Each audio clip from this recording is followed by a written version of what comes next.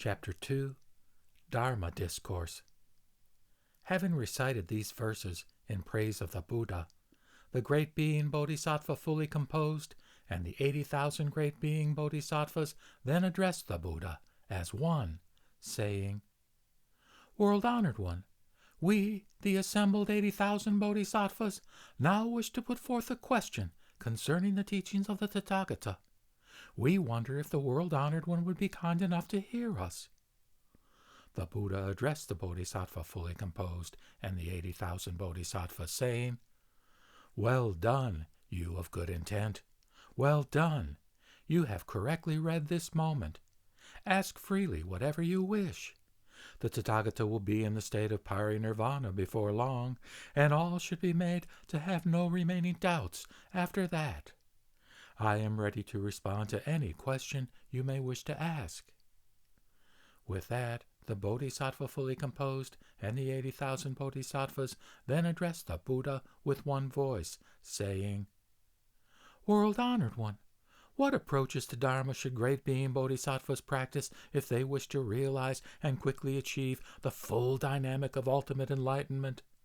What approaches to Dharma can enable great being Bodhisattvas to achieve the full dynamic of ultimate enlightenment quickly?" In answer to the Bodhisattva fully composed and the 80,000 Bodhisattvas, the Buddha said, "O you of good intent, there is one approach to Dharma that can let a Bodhisattva quickly realize the full dynamic of ultimate enlightenment.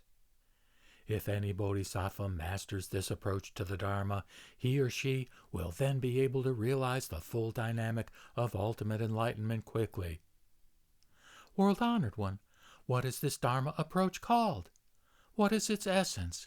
How does a Bodhisattva practice it?"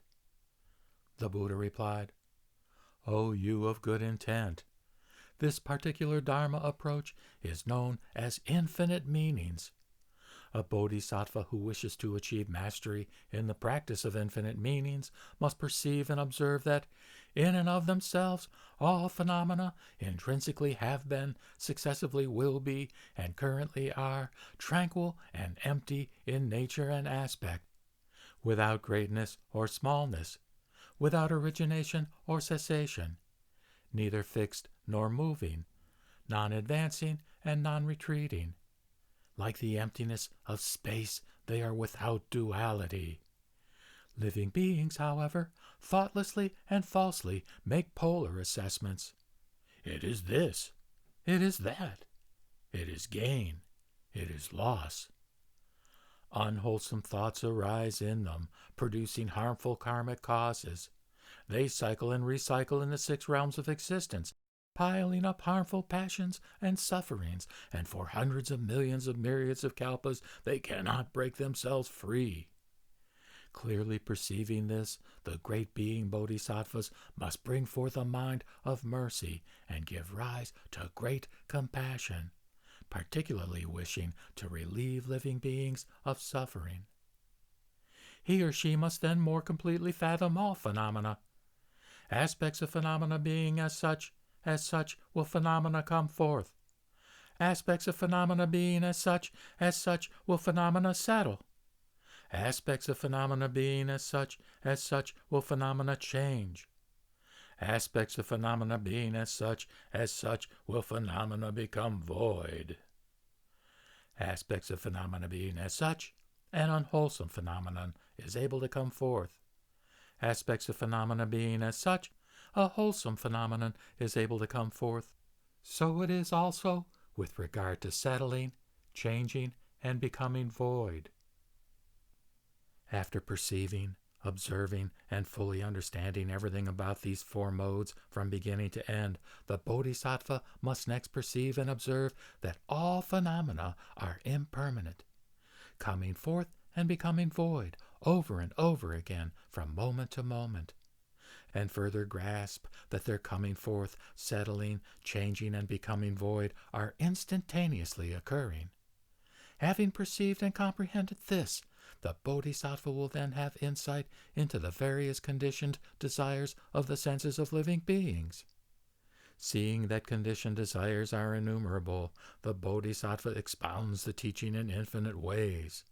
Because there are infinite ways of exposition, there are infinite meanings as well. The infinite meanings stem from a single Dharma. That one Dharma, namely, is formlessness. Itself not a form and having no forms.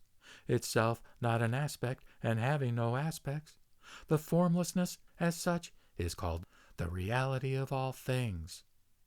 When the great being Bodhisattva has become serenely composed in this true reality of all things, loving kindness that is clearly real and unfeigned will arise.